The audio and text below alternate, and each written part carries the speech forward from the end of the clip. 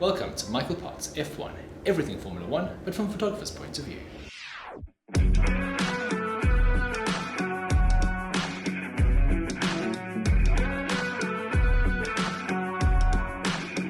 Round 11, the Austrian Grand Prix.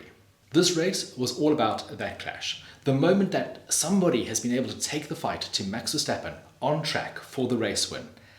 And it didn't end well. Full disclosure, for some utterly daft reason, I decided to leave the track just as the fight was getting juicy. Just as Lando was closing in on Max, I went to go and get a good position for the podium photographs. And unfortunately, I didn't even manage to do that. Max was dominant all weekend, fastest in both qualifying sessions and fastest in the sprint. It should have been his race to win. And he was leading comfortably until his second stop, where his right-left tyre was very slow to be changed. He also didn't have an extra set of new medium tyres, as Lando Norris did. Norris's stop was perfect, and due to the tyre life offset, he was able to close the gap and challenge for the lead. We saw a brilliant scrap between both drivers, each pushing the boundaries in an attempt to win the race. But then, on lap 64, they came together. Norris attempted to go around the outside of Max, and Max pushed him wide in the braking zone, which is very dangerous. The two cars touched. Max's rear left tyre, the one that was slow to fit, was instantly punctured. The cars then touched each other again, damaging the McLaren. Both of them limped back to the pits, with Verstappen still trying to keep Norris behind him.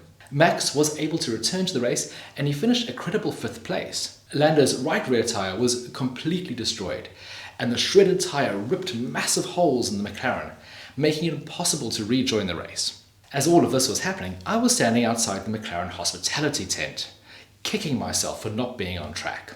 I did see Max in the media pen after the race, and he looked quite defiant. It's going to be interesting to see what happens between these two at the British Grand Prix. They were very good friends before the start of this race, and Lando didn't look utterly destroyed after the result. He knows he's going to have more chances to take the fight to Max this year, and for now, it's all about celebrating Oscar's 2nd place. With a few more laps, Oscar might have even won this race. It's a remarkable drive considering he was getting knocked about by Sergio Perez at the start. While it was great seeing all of this drama unfold in front of us, I don't know about you, but I was left feeling quite frustrated by the current state of the Formula One penalty system. It feels a bit arbitrary at the moment to me, both in its application and also in its degree of punishment. One of the guiding principles from the FIA is to punish the driver's action rather than the resulting consequences that action caused. I do feel this is a bit loosely applied. For example, Kevin Magnussen got punished in Jeddah and in Miami for leaving the track to gain an advantage. This was correctly applied because he was breaking the rules, but critically, he hadn't yet caused a collision, so his actions were being penalised. However, there are a lot of incidents which go unpunished. In this race, for example, Max left the road to gain an advantage and wasn't penalised. He moved around in the braking zone and wasn't penalised. But then earlier in the weekend, Oscar Piastri had his qualifying lap deleted because he exceeded track limits. That should be a clear black and white offence. It's either you're in or you're out. But he was found guilty using footage from the Formula One helicopter, which means that not all drivers are being held to the same standard, as that camera is not pointed at every single car going through that corner. This lack of consistency is very frustrating, but you can see it from the FIA officials' point of view too. They're trying to be as least intrusive as possible. They don't want to ruin the spectacle under the weight of the umpire's whistle. Then there's the actual punishment. I find it quite strange that the same punishment for causing an accident is the same 10-second punishment that you have for leaving the track and gaining advantage. Both are bad, but I do think one is worse. We're missing some steps here. Maybe causing an accident should be a 20-second penalty. And how the penalty is applied can vary massively. For example, if all the cars finish quite closely together, a 10-second penalty can lose you a lot of places. But if there's large gaps in the field and you have no material change in position, there's no punishment at all. If a driver is already out of the points, like Kevin Magnussen was in Jeddah, it doesn't matter how many 10-second penalties you give him.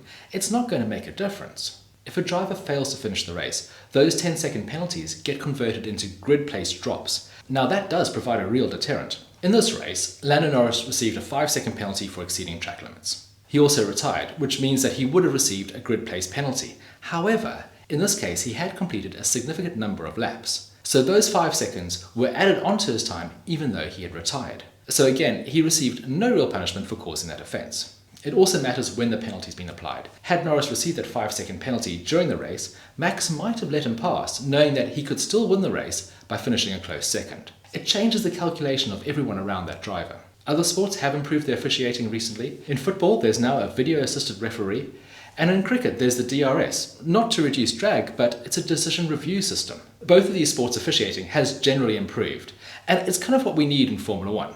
We want a safe environment for both the drivers and the fans, a level playing field which is fair, and a chance to see the best drivers competing equally against each other. And that's not what we saw on Sunday, and we are robbed of seeing more laps of this budding rivalry. The FIA has made some improvements. If you remember back to last year, all the talk was about track limits. There were over 1,200 track limit violations during the 71-lap race. This year, gravel traps have been laid around some of the corners. These are small strips of gravel that act as a deterrent, because now, if a driver exceeds the track limits, they get immediately punished. This is what happened to Yuki Tsunoda in sprint qualifying. He lost it in dramatic fashion after going wide. It's a great solution by the FIA, and hopefully it'll be applied to more tracks like Austin.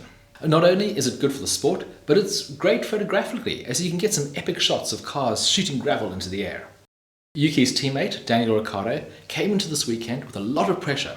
Red Bull advisor Helmut Marko had suggested that Daniel was on the way out, and the Australian responded with a new helmet which said "not without a fight." And the Aussie had a great race this weekend, outperforming his teammate, bagging a load of points and grinning from ear to ear.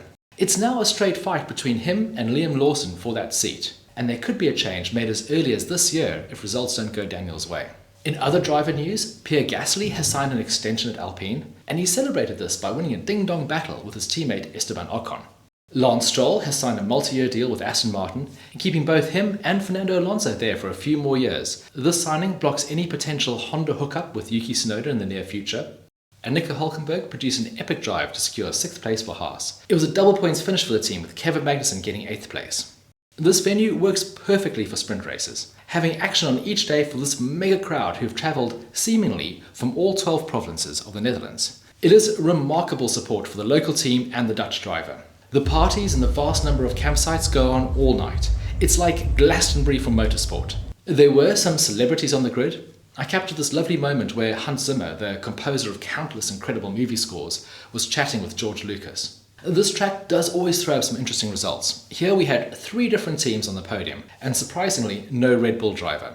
Now that means that we've had 4 different teams winning in 2024, which is a great advert for the sport. The qualifying gap between all the cars in Q1 was the smallest in F1 history.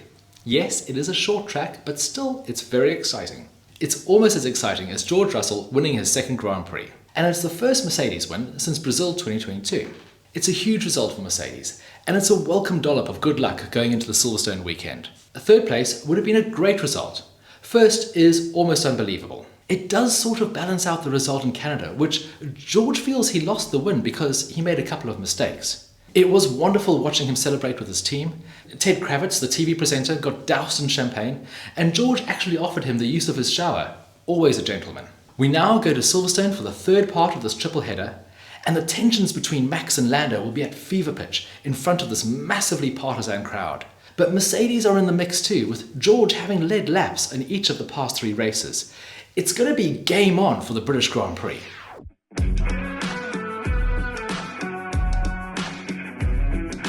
Thank you so much for joining me for this look back at the Austrian Grand Prix. I do hope you've enjoyed it. Please do remember to like and subscribe. It really does help me grow the channel. If you would like to see more photographs from the race, there's a link in the description below. And if you are going to the British Grand Prix, have a look at my A to Z guide. It's full of loads of useful information. So until the next race, goodbye.